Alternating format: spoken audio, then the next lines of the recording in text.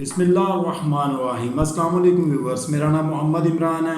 मैं अपने चैनल पाक न्यूज़ अब से आप लोगों को खुश आमदीद कहता हूँ। काइंडली नए आने वाले मेरे चैनल को सब्सक्राइब कर दें और बेल आइकन को दबा दें।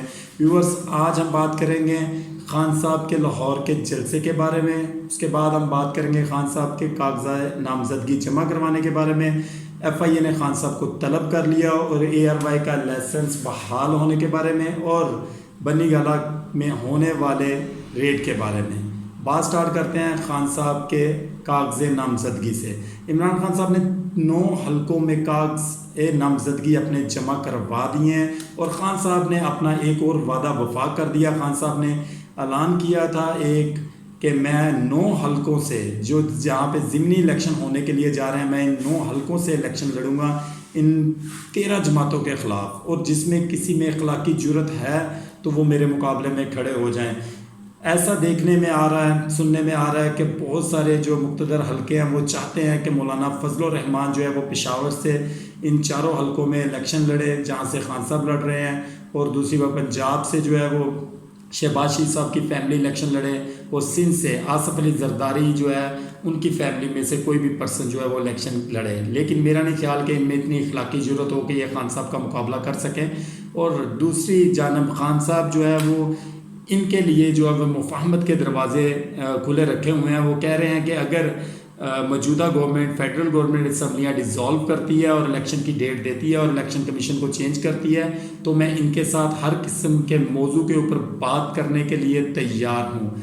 आजकल देखने में ये आ रहा है, लास्ट कोई 2 से 3 मंथ से वफाक और पंजाब एक दूसरे के आमने सामने है। आपने देखा होगा कि वफाक की गवर्नमेंट के साथ साथ शहबाज शरीफ साहब लोगों के पास पंजाब की गवर्नमेंट थी, जो 20 लोटों के ज़िमनी इलेक्शन की वजह से 15 सीटें PTI की गवर्नमेंट लेकर गई। क्लीन स्वीप के बाद पंजाब गवर्नमेंट दोबारा PTI के पास चली गई और चौधरी परवेज़ इलाही जो है वहाँ के इस वक्त CM हैं।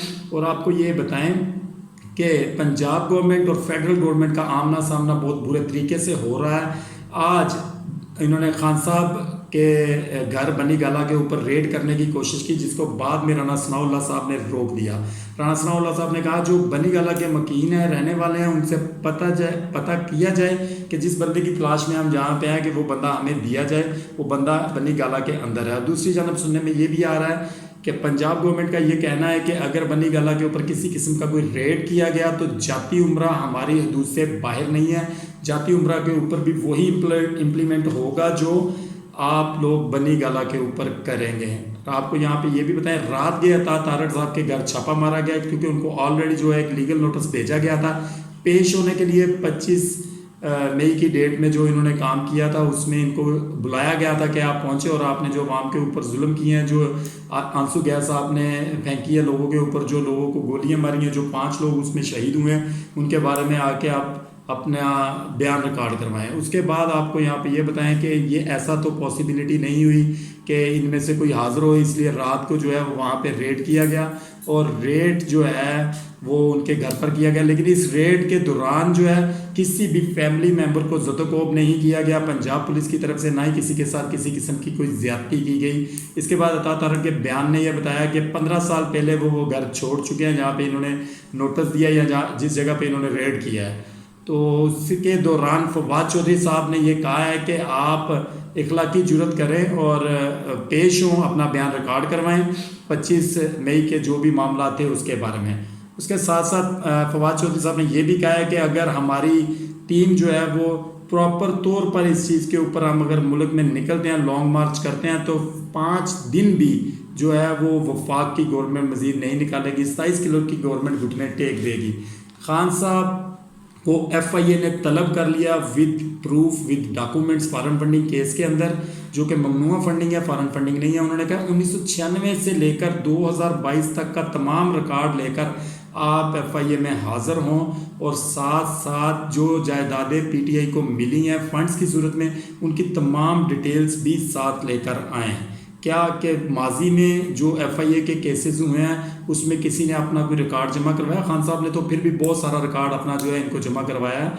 तो क्या कि जो जमात है नून लीग की या पीपल्स पार्टी की, उनसे किसी किस्म का कोई रिकॉर्ड लिया गया, उनको कोई सज़ाएं हुई या उनको कोई ऐसे कोई मामला हुए जो आज खान साहब के साथ किया जा रहा है। दरअसल ये सारा जो मजमूआ है ये खान साहब को एक डी वैल्यू करने का मजमूआ है और ख़ान साहब को माइनस पीटीआई करने का मजमूआ है। मैं आपको अपने ब्लॉग में बता भी चुका हूँ कि खान साहब से प्रॉब्लम है, उनको पीटीआई से प्रॉब्लम नहीं है। वो माइनस पीटीआई चाहते हैं, प्लस पीटीआई नहीं चाहते। वो कहते हैं माइनस इमरान चलेगा, पीटीआई बेशक जमात रहे, लेकिन प्लस इमरान नहीं चलेगी। इस वजह से वो चाह रहे हैं कि इमरान खान साहब को जो है वो नाअहल करार दिया जाए और उनको सज़ा भी और उनको गिरफ़्तार भी किया जाए। इनमें इतनी जुर्रत नहीं है कि ये खान साहब को गिरफ़्तार करें, क्योंकि खान साहब में बहुत जुर्रत है। खान साहब इस्लामाबाद में रहे हैं तो इनका काम बनता था खान साहब को गिरफ़्तार कर लें। उसके बाद सिंध हाई कोर्ट ने ARY का लाइसेंस जो है वो बहाल कर दिया है। उन्होंने कहा ये जो काम किया गया है पेमरा की तरफ से, जो लाइसेंस मनसूख किया गया है, ये वज़ीर दाखिला साहब जो है राना सनाउल्लाह साहब, उनके कहने के ऊपर इनका लाइसेंस मनसूख कर दिया गया था। और लाइसेंस की मनसूखी के साथ साथ आपको ये बताते जाएं 4000 वर्कर्स जो ARY न्यूज़ के साथ मुंसलिक है, 4000 फैमिलीज़ का जो है वो रोज़गार बंद करने की कोशिश की गई, जिस पर सिंध हाई कोर्ट ने बड़ा डिसीजन लिया और उन्होंने लाइसेंस बहाली का हुक्म दिया। और साथ साथ 17 अगस्त को दोनों फ्रीकैन को हाज़िर होने का भी हुक्म दिया है। लाहौर जलसा के बारे में बात करते हैं। खान साहब आज बड़े पैमाने पर, बड़ी तादाद में जो है वो अपने वर्कर्स को कामयाब हो जाएंगे इकट्ठा करने में। उन्होंने अनाउंस किया है कि आज वो कोई बड़ी बात करने जा रहे हैं जिसमें वो बहुत सारे चेहरों को नकाब भी कर सकते हैं और वो बताएंगे कि आइंदा का लाएअमल उनका क्या होगा। और मैं आपको ये बताऊं कि खान साहब जो है कल की डेट में पता सुनने में ये आया है कल की डेट में कि बहुत सी अवाम कल ही हॉकी स्टेडियम जो है वो पहुंच चुकी थी जलसे के लिए खान साहब के। और उसके साथ साथ आज लाहौर में एक वाक़या देखने के लिए एक वीडियो जो है वो वायरल हुई है। वीडियो वायरल हुई है कि एक गाड़ी लगी हुई है म्यूनसिपल कमेटी की और उस फ्लैग उतार रही है जिसमें पाकिस्तानी फ्लैग उतारा जा रहा है और पीटीआई का फ्लैग ऊपर लगा हुआ है। और लोग इसको जो है वो एक इंतशार का बहाना बना रहे हैं और लोग बता रहे हैं, ये जलसे से कुछ ही देर कबल ये वीडियो शेयर की जा रही है कि पाकिस्तानी फ्लैग उतार दिया गया और पीटीआई का फ्लैग लगा रहने दिया गया। हम इस चीज़ की पुरजोर मजम्मत करते हैं। अगर ये पीटीआई वाले कर रहे हैं तो ये भी गलत है।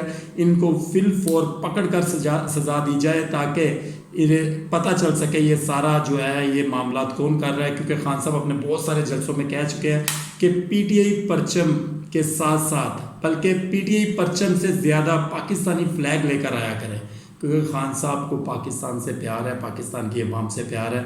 तो ये कैसे हो सकता है कि खान साहब की मौजूदगी लाहौर में और खान साहब जो है वो ऑर्डर करें कि पाकिस्तानी फ्लैग्स को उतार दिया जाए और पीटीआई के फ्लैग्स लगे रहने दिए जाएं, जबकि आज 13 अगस्त है और अब से थोड़ी देर के बाद खान साहब कौम से ख़िताब करने वाले हैं जलसे के थ्रू और खान साहब उसमें अपने आइंदा के लाएअमल का ऐलान करेंगे और सख्त किस्म की कोई जो वो बयानात देने का इम्कान है खान साहब की तरफ से।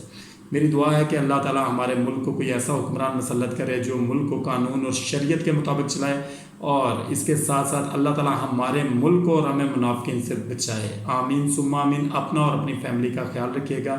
अल्लाह निगहबान। पाकिस्तान जिंदाबाद।